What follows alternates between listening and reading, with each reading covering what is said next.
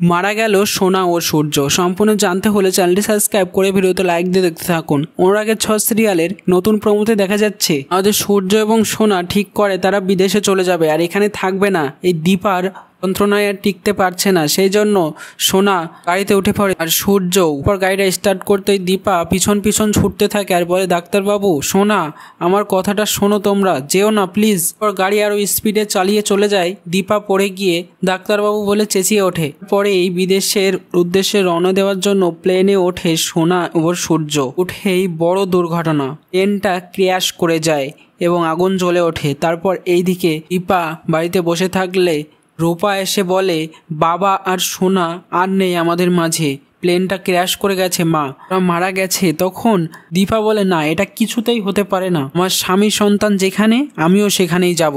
কি মনে হয় বন্ধুরা, সূর্য এবং সোনা কি সত্যিই মারা গেছে নাকি আসলে তারা বেঁচে আছে? প্লেনটা যেভাবে ক্র্যাশ করেছে আশা করা যায় তারা মারা গেছে। তোমাদের কি মতামত কমেন্টসে জানিয়ে এখনই সাবস্ক্রাইব করে নাও আমাদের ইউটিউব চ্যানেল। ধন্যবাদ।